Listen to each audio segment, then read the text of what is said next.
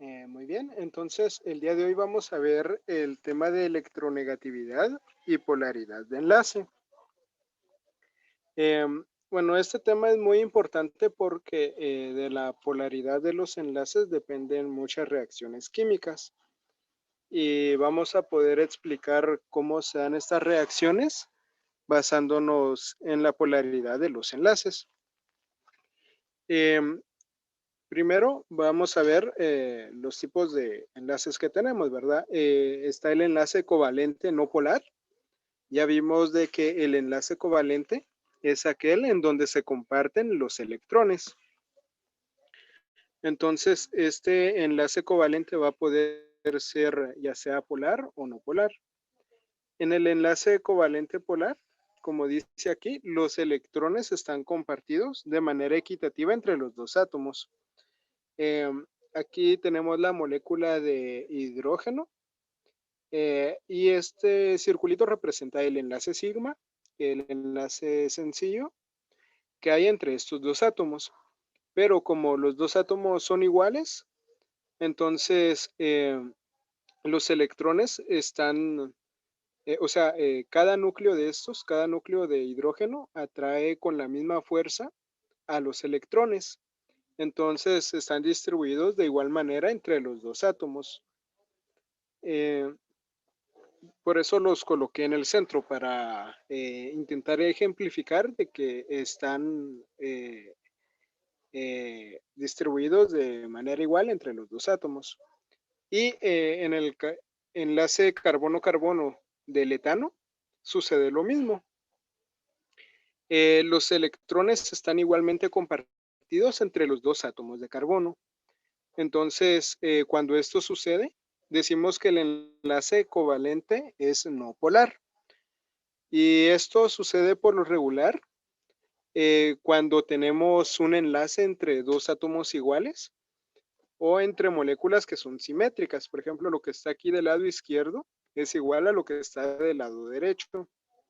Entonces, en esos casos suele suceder de que tenemos un enlace no polar.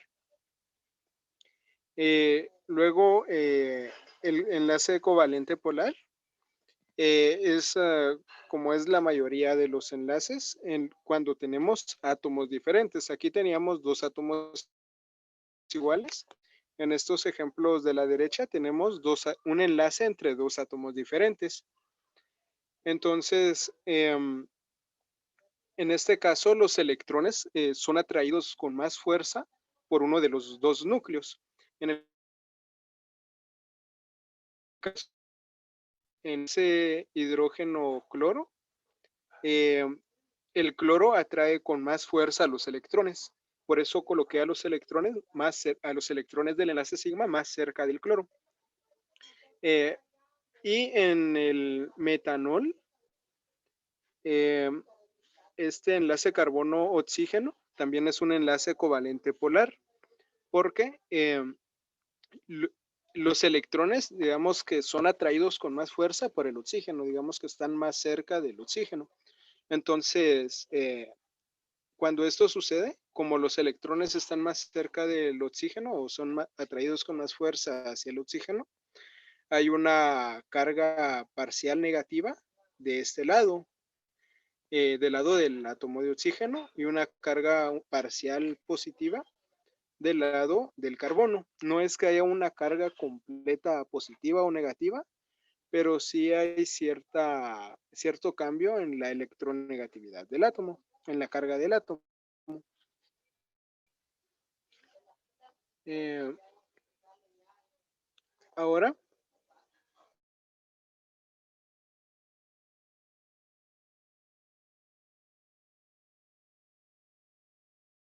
los átomos. En el enlace covalente polar, los electrones van a estar más atraídos hacia uno de los átomos. Utilizamos este símbolo delta y un signo menos para decir de que de ese lado hay una carga parcial negativa. Y un delta y un signo más para decir que de este lado hay una carga parcial positiva. Y cuando el enlace es demasiado polar, entonces ya es un enlace iónico, ¿sí? esto, digamos, no polar, y el enlace iónico son los extremos. Entonces aquí en el enlace iónico ya va a haber una carga completa en cada átomo.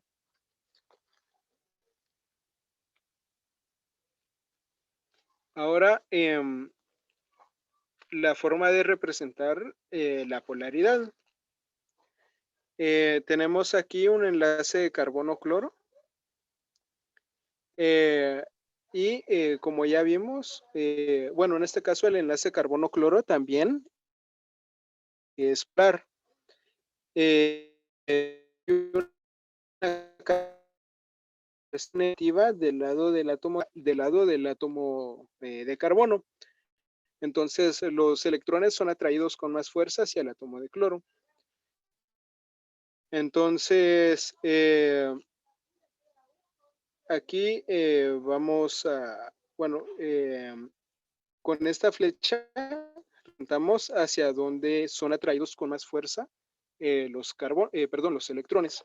Entonces, colocamos la flecha indicando hacia dónde son atraídos con más fuerza y colocamos este como símbolo de cruz del lado donde queda la carga parcial positiva. Lo que tenemos a la derecha es un mapa de potencial electrostático. Esta forma de representar a las moléculas lo que nos dice es, nos da una idea de cómo están distribuidos los electrones alrededor de la molécula. La parte roja nos indica que que esa región es rica en electrones, o sea que allí hay más electrones. Y las partes azules o moradas nos indican que ahí hay una deficiencia de electrones. O sea, ahí hay menos electrones y estos colores intermedios, pues son eso, valores intermedios de donde pueden estar esos electrones. Entonces, para el clorometano, vemos de que los electrones están más del lado del cloro, pero del lado del carbono hay una deficiencia de electrones y esto se debe a que son atraídos con más fuerza hacia el cloro, por lo que digamos que están más cerca del cloro, por verlo así. Bueno, ahora, ¿cómo podemos saber entonces si un enlace es polar o no? Nos vamos a guiar con las electronegatividades de Pauling. Eh, Estas electronegatividades aparecen en la tabla periódica. Solo es de que las ubiquemos, pero vienen en la tabla periódica. Entonces, lo que vamos a ver es la diferencia de electronegatividades. Recordemos que cuando un átomo es más electronegativo, entonces tiene una mayor capacidad de estabilizar electrones, va a tener una mayor afinidad por los electrones. Entonces, el flúor es el átomo más electronegativo, tiene un valor de 4 para la electronegatividad. El carbono, que nos interesa mucho en los compuestos orgánicos, tiene una electronegatividad de 2.5. Y el hidrógeno, que también nos interesa en los compuestos orgánicos, tiene una electronegatividad de 2.2. Entonces, bueno, algo que debemos recordar también es las propiedades periódicas, ¿verdad? La electronegatividad aumenta cuando en un periodo nos movemos de izquierda a derecha, ¿sí? De izquierda a derecha. Podemos ver en un periodo que el valor de la electronegatividad va aumentando su valor. Y también en un grupo, la electronegatividad aumenta su valor de abajo hacia arriba, ¿sí? Vemos aquí en el grupo de los halógenos que el valor de la electronegatividad va aumentando conforme vamos ascendiendo en el grupo. una forma de recordar esta tendencia es simplemente recordando que el átomo de flúor es el más electronegativo. Entonces, conforme más nos acerquemos al átomo de flúor, la electronegatividad va a ir aumentando también. ¿Hay alguna duda hasta el momento?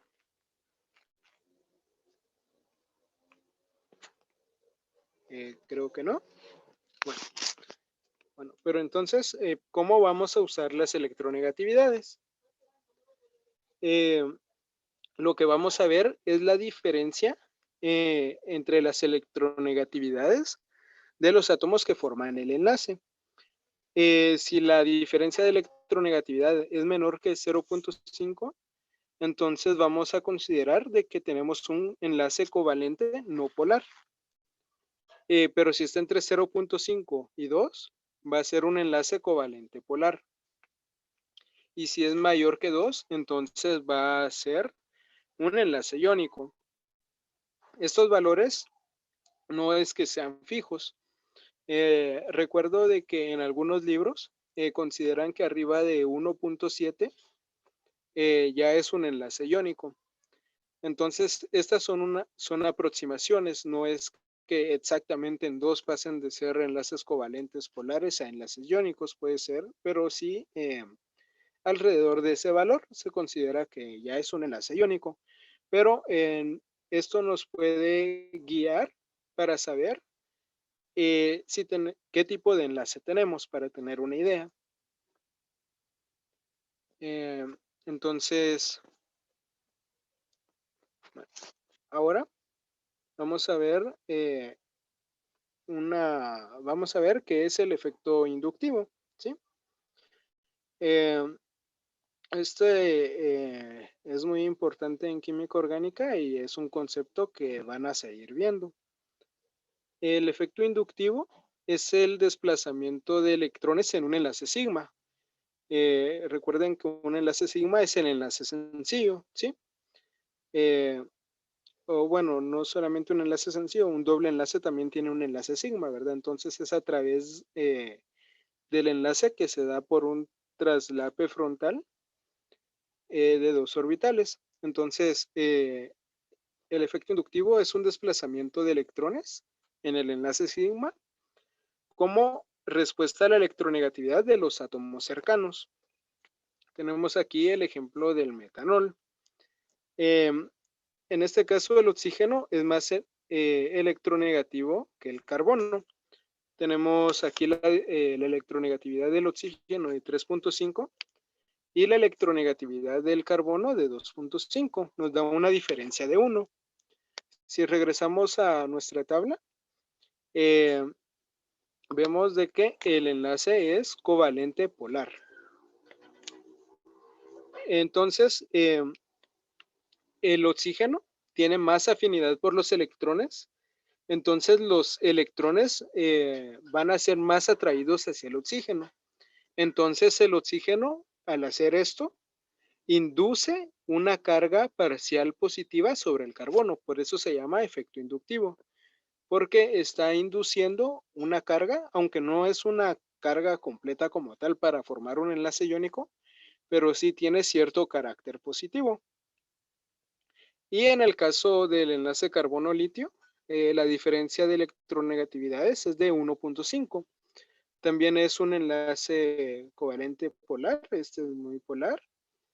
Y entonces, aquí lo que vemos es de que el litio tiene una carga parcial positiva y él lo que hace es que por efecto inductivo es como que donar a los electrones. Los electrones en este caso están más atraídos hacia el carbono.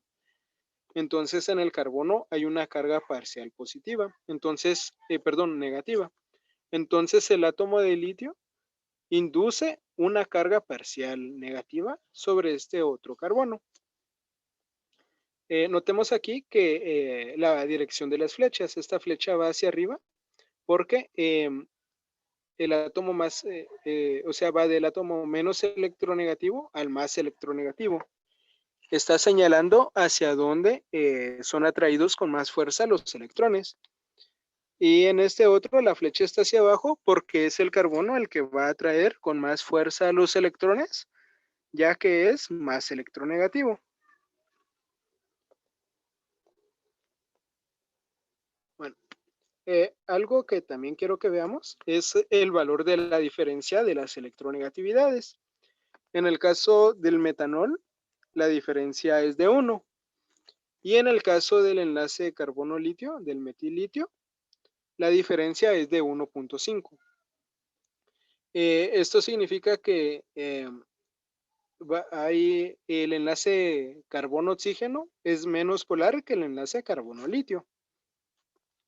Y podemos ver aquí en el mapa de potencial electrostático que en el caso del enlace carbono-litio, aquí podemos ver una región azul y aquí una región muy roja, ¿verdad? Claramente marcados. Nos está diciendo que aquí hay una región pobre en electrones y aquí una región rica en electrones. En cambio, en el caso del metanol, vemos que la región rica en electrones pues es un poco menor, ¿verdad? Y no hay una diferencia tan marcada. Entonces ahí podemos ver que el enlace eh, del carbono y el litio es más polar que el enlace carbono-oxígeno. Entonces, mientras mayor sea la diferencia de electronegatividades, también vamos a tener un enlace más polar.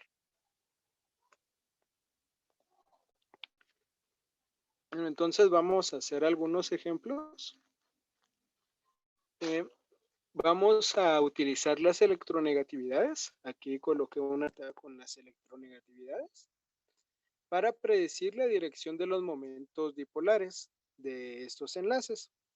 Y vamos a representar hacia qué átomo está siendo atraído, están siendo atraídos más los electrones con este símbolo. ¿Sí? Con este símbolo indicamos eso. Entonces, les doy unos minutos, quizás unos 3 minutos y luego vemos algunos para resolverlos aquí.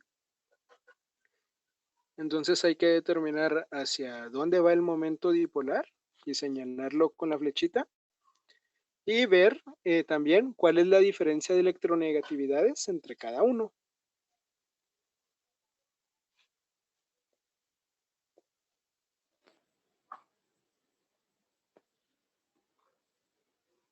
Si tienen alguna duda me pueden preguntar.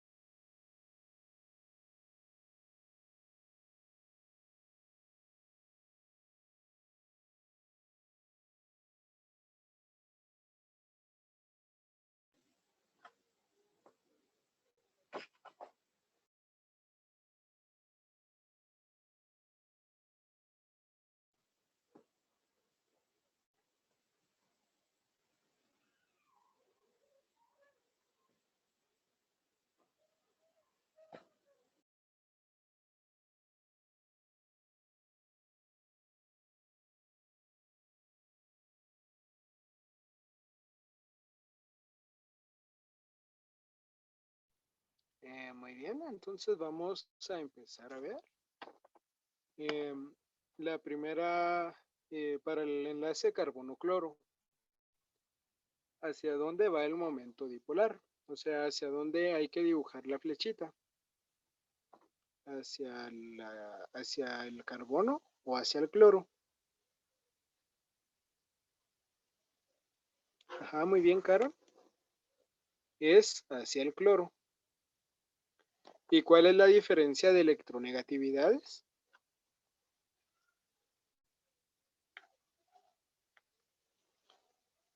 De 0.61.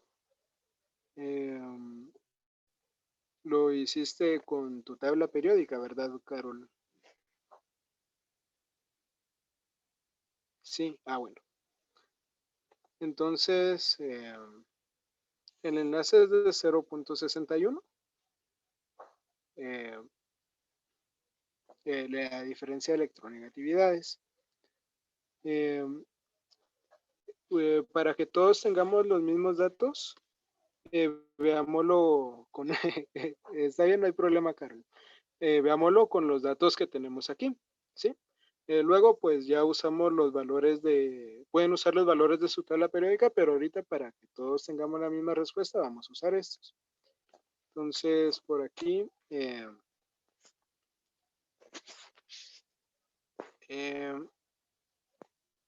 Jocelyn dice que le dio 0.7. Y en efecto, si usamos estos datos que tenemos en la pantalla, la diferencia de electronegatividades es de 0.7. Ahora el enlace nitrógeno-oxígeno, ¿hacia dónde va el momento dipolar?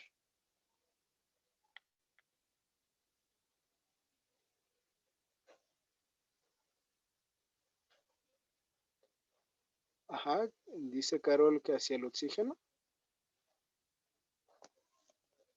Y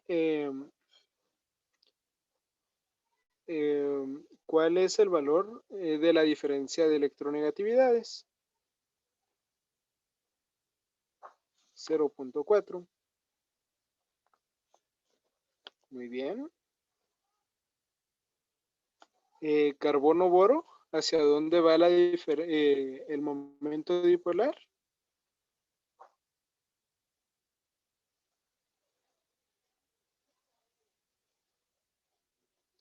Ajá, muy bien, va hacia el carbono.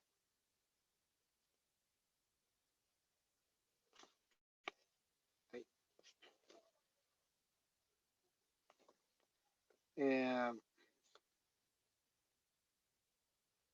bueno, y la diferencia de electronegatividades, ¿de cuánto es?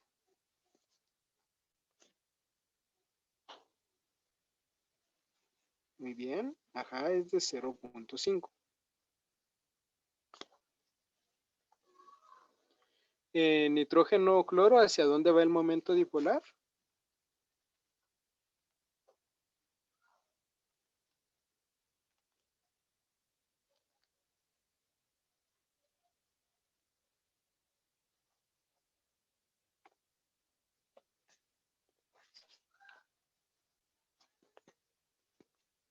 En el enlace nitrógeno-cloro, ¿hacia dónde va el momento dipolar? Muy bien, va hacia el cloro, tiene una electronegatividad mayor. ¿Y cuál es la diferencia de electronegatividades? Muy bien, de 0.2.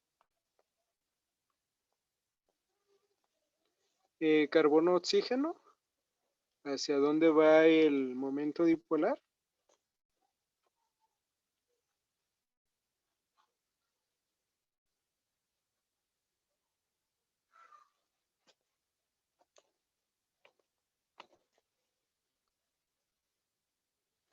Ajá, va hacia el oxígeno.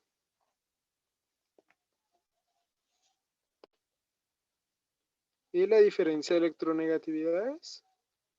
Es de 0.9. En carbono-nitrógeno,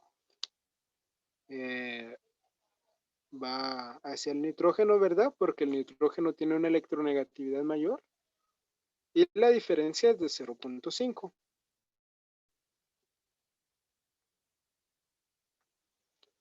En carbono azufre, este enlace, el momento dipolar también va hacia el azufre y la diferencia de electronegatividades es de 0.1.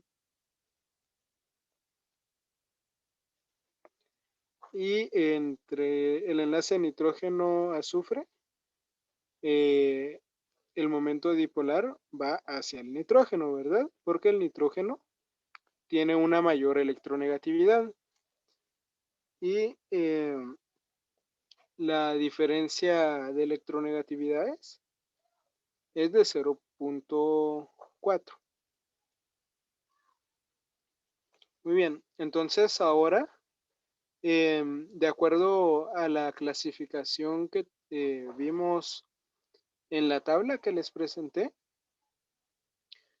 ¿cuáles de estos enlaces son covalentes no polares?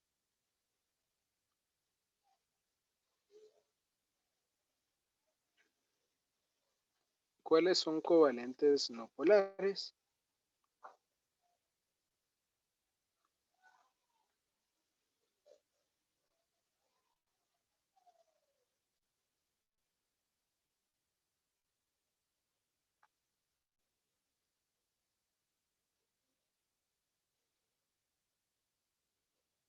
Bueno, eh,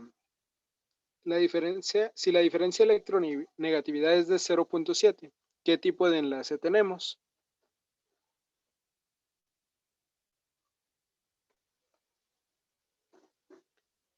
Bueno, Carol dice que nitrógeno cloro, nitrógeno oxígeno, carbono azufre y nitrógeno azufre son no polares. Muy bien, Carol. Y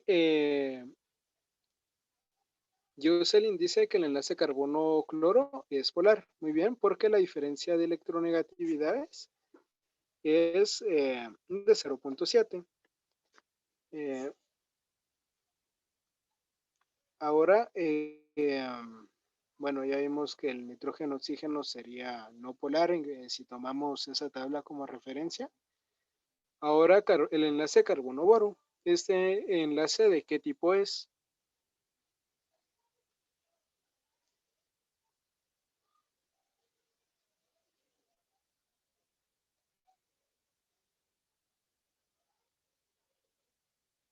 Eh, Sería más bien polar, ¿sí?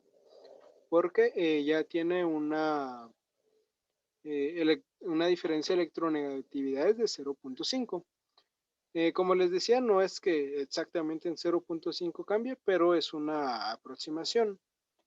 Veamos que el enlace de carbono-oxígeno es muy polar, tiene una diferencia de electronegatividades de 0.9. Es un enlace covalente polar. Y bueno, aquí no tenemos ninguno que sea iónico. ¿Hay alguna duda con este tema?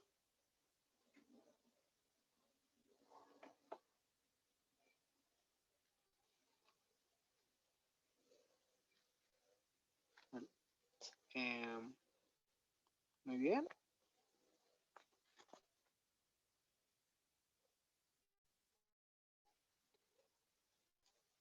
Ahora vamos a ver otro tema que es híbridos de resonancia. Eh, primero vamos a proponer una estructura de Lewis para esta fórmula molecular. H2CnH2 y tiene carga positiva. Es un ion.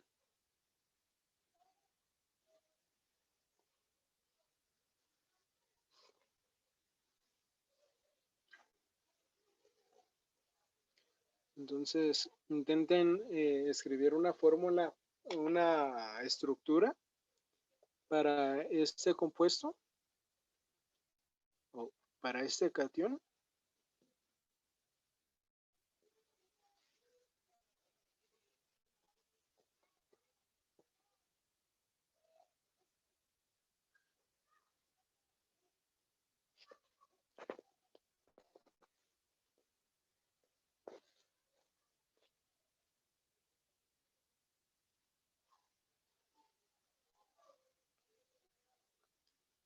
Y eh,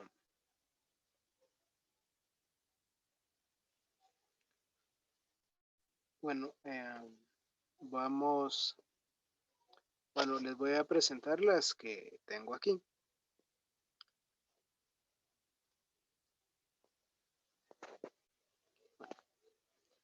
Entonces, es probable, bueno, si creo que muchos tienen alguna de estas dos estructuras de resonancia, eh, pero ¿cómo podemos saber cuál de las dos es correcta? Porque si analizamos cada una de estas, vamos a ver que tanto esta estructura como esta estructura son estructuras de Lewis correctas para esta fórmula. Entonces, aquí la realidad es de que podemos representar a este compuesto con ambas estructuras. Eh, lo que sucede en realidad es de que este ion tiene una forma que por la que nosotros no podemos representar, o sea, por la forma en que hemos hecho las estructuras de Lewis. Entonces, no hay una forma de representar de forma exacta a este compuesto, pero ambas estructuras nos dan una idea de cómo de cuáles van a ser las propiedades del compuesto. Y en realidad, el compuesto es una combinación de estas dos estructuras. Eh, en la primera tenemos una carga parcial positiva sobre el carbono. No, perdón, es una carga positiva sobre el carbono. Y el nitrógeno con un par de electrones libres. Pero estos electrones libres del nitrógeno pueden pasar a formar un doble enlace con el carbono. Y nos queda un carbono neutro y un nitrógeno con carga positiva. Entonces, la molécula real tiene características de ambas estructuras de resonancia, ya sea como un catión en el carbono o bien como este compuesto con un doble enlace. Entonces, ambas estructuras son correctas. Eh, cuando vamos a escribir estas estructuras de resonancia, las escribimos entre corchetes. Y señalamos o separamos, mejor dicho, a las estructuras mediante esta doble flecha. Y en algunos libros presentan representaciones combinadas para referirse al híbrido de resonancia, porque la estructura real sería lo que llamamos un híbrido de resonancia, una combinación de las estructuras de resonancia que hemos dibujado. A cada una de estas le llamamos estructura de resonancia. Y no es de que la molécula esté cambiando de forma o sea, de que un momento sea como la estructura de la izquierda y al siguiente momento sea como la estructura de la derecha, sino que es una combinación de ambas todo el tiempo. Pero nosotros no tenemos una forma de escribirlo en papel de tal manera que sea exacta esa representación. En este caso, este catión decimos que está estabilizado por resonancia. ¿Qué quiere decir esto? Eh, como aquí vemos en la fórmula, es un catión, ¿verdad? Significa que tenemos una carga positiva. En la primera estructura vemos de que esa carga positiva está sobre el átomo de carbono, pero en la estructura a la izquierda vemos que esa carga positiva está sobre el átomo de nitrógeno.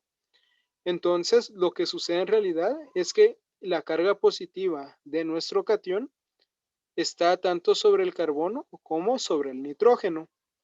Por eso vemos aquí los símbolos de carga parcial positiva. Y entonces, cuando sucede esto, decimos que la carga está deslocalizada. Entonces, en este caso, la carga está deslocalizada sobre dos átomos.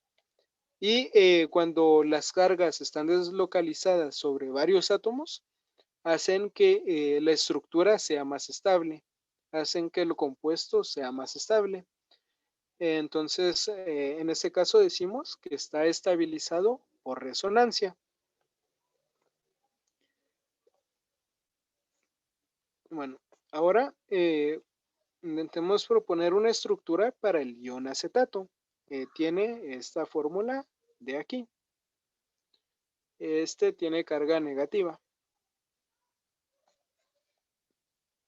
No sé si se alcanza a ver, pero aquí tenemos una carga negativa.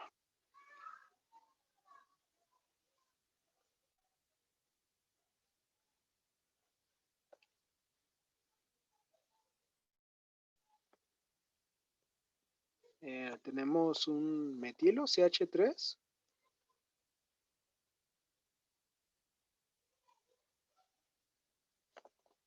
un carbono y dos oxígenos, ¿verdad? Eh, Tiene una carga negativa y bueno, para que nuestra estructura sea correcta, sabemos que el oxígeno puede formar dos enlaces, el carbono debe formar cuatro. Entonces, aquí tenemos una carga negativa, ¿sí? Podemos dibujar esto, pero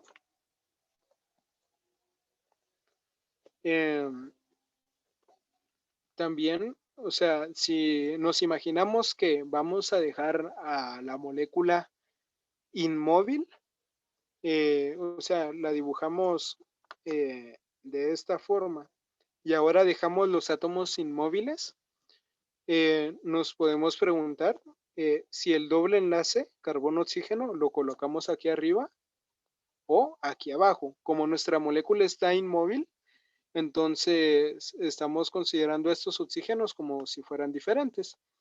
Aquí el enlace, el doble enlace carbono-oxígeno está hacia el átomo al oxígeno rosado y en este está hacia el oxígeno verde. Entonces, ¿cómo sabemos hacia cuál de los dos debemos colocar el doble enlace? Eh, Perdón. Experimentalmente, pues se encontró de que bueno, de que el enlace carbono-oxígeno, los dos enlaces carbono-oxígeno son equivalentes, es decir, que no hay una diferencia entre ellos. Eh, por ejemplo, aquí, o sea, podríamos pensar, recordando cuando vimos las propiedades del enlace simple, doble y triple, vimos de que las longitudes de enlaces son diferentes, entonces podríamos pensar de que uno va a tener la longitud de un doble enlace carbono-oxígeno y el otro la longitud del enlace carbono-oxígeno simple. Pero se ha determinado experimentalmente de que tienen estos dos enlaces carbono-oxígeno, tienen la misma longitud. El enlace carbono-oxígeno simple es de alrededor de 135 picómetros y el enlace el doble enlace carbono-oxígeno normal es de alrededor de 120 picómetros. Pero estos dos enlaces carbono-oxígeno de la molécula de acetato está alrededor de 127 picómetros. Es como que si estuviera a la mitad de los dos valores que tendría si fueran enlaces simples o enlaces dobles. O sea que estos enlaces carbono-oxígeno tienen propiedades intermedias entre un enlace simple y un enlace doble. Y además son equivalentes. Y en este mapa de potencial electrostático vemos que estas dos regiones tienen como la misma densidad electrónica. O sea que los electrones están distribuidos equitativamente entre estos dos enlaces, o sea que no hay diferencia. Entonces estas dos estructuras son las de resonancia del ion acetato y podemos ver con este ejemplo de que no es de que exista esta molécula o esta otra estructura en momentos diferentes, sino que es una combinación de ambas y por eso es de que presentan propiedades intermedias. Marcela pregunta aquí si se puede saber si si un compuesto tiene resonancia a simple vista. La resonancia la vamos a ver cuando tengamos electrones libres. O sea, los electrones libres pueden participar en resonancia. También cuando tenemos enlaces dobles o enlaces triples, también puede haber resonancia. Pero tenemos de que ver de que pueda haber movimiento de los electrones. Por ejemplo, aquí podemos ver, usamos flechitas para representar también la forma en que se mueven los electrones. Si un par de electrones de este oxígeno pasan a formar un doble enlace con el carbono, luego un par de electrones que formaban el doble enlace carbono-oxígeno va a pasar hacia el oxígeno. Entonces nos queda aquí el oxígeno con carga negativa por este par de electrones que ganó y aquí un doble enlace por este par de electrones que pasó a formar el doble enlace. Entonces en este caso, pues habían electrones libres, habían dobles enlaces y vimos de que puede haber cierto movimiento de electrones. Pero por ejemplo,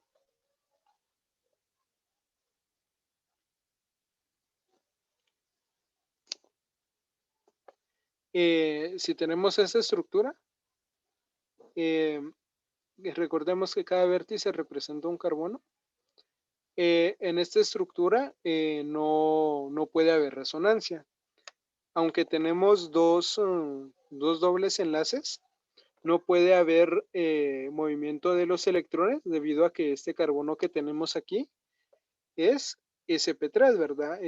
Y tiene sus 4 enlaces. Entonces no puede haber movimiento de electrones. Tendría que ser otra estructura, por ejemplo, si en lugar de tener este doble enlace allí, lo tuviéramos aquí, entonces ahí sí podría haber movimiento de electrones, ya que estos podrían pasar para acá y estos podrían pasar para acá, dejando una carga negativa sobre ese carbono.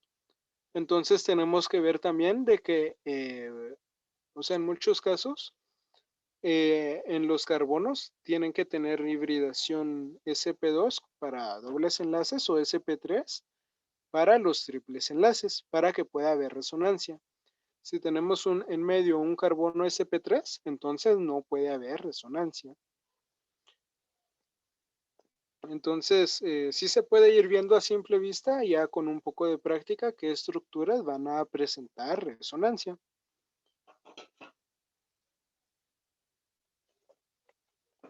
No sé si resuelvo tu duda. Sí, bueno. Muy bien. Bueno, ahora veamos un anión estabilizado por resonancia. Esta es la molécula de ácido acético. El ácido acético lo podemos encontrar en el vinagre, es lo que le da ese sabor al vinagre. Bueno, cuando el ácido acético está en presencia de agua, va a reaccionar, el agua va a funcionar como una base, va a neutralizar al ácido, y cuando eso ocurre, el ácido acético pierde este átomo de hidrógeno y nos queda el oxígeno con una carga negativa. Pero esta es la estructura que estábamos viendo anteriormente, que el ion acetato tiene dos estructuras de resonancia. Entonces, en este caso, la carga ya no está sobre solo un átomo de oxígeno, sino que está distribuida, está deslocalizada sobre los dos átomos de oxígeno. Entonces, eso hace más estable al ion acetato. Y por eso es de que se facilita la pérdida de este átomo de hidrógeno, ya que al perderse, eh, la molécula se va a poder estabilizar por resonancia. Entonces, comprender esto es importante en química porque la resonancia nos ayuda a explicar la estabilidad de moléculas y también nos ayuda a explicar algunas reacciones químicas que se dan debido a que se va a llegar a una estructura de resonancia que va a ser más estable. Algo importante que señalan también en esta imagen es la simbología. Es la flechita doble, la utilizamos para diferenciar o separar las estructuras de resonancia. No hay que confundirla con estas dos flechas que representan equilibrio químico, o sea, una reacción que es reversible. Entonces, cuando usamos dos flechas señalando en direcciones contrarias, es equilibrio. Pero cuando es solo una flecha, pero es una flecha doble, entonces lo utilizamos para representar las estructuras de resonancia.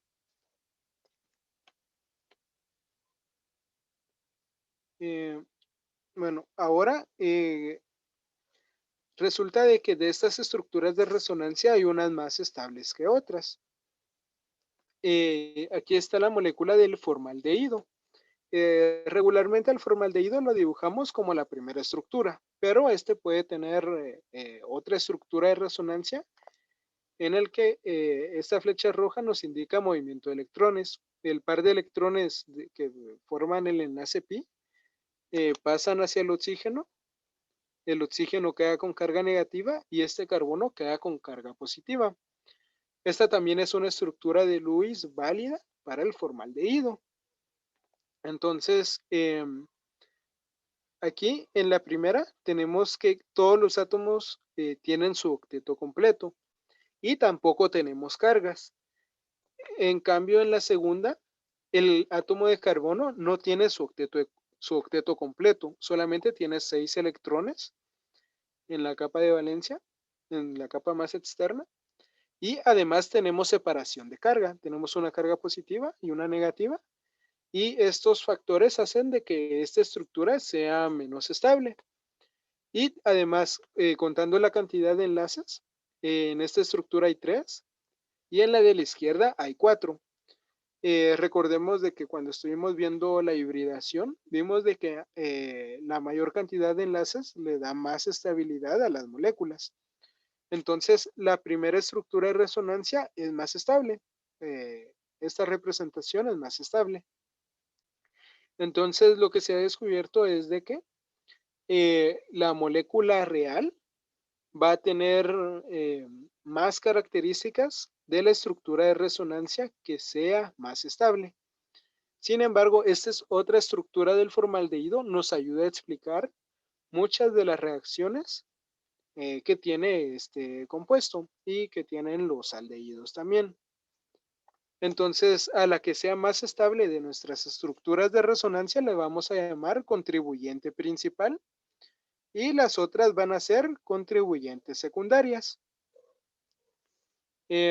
Y aquí podemos ver en el mapa de potencial electrostático del formaldehído que en el carbono hay deficiencia de electrones y en el oxígeno en esa región es rica en electrones.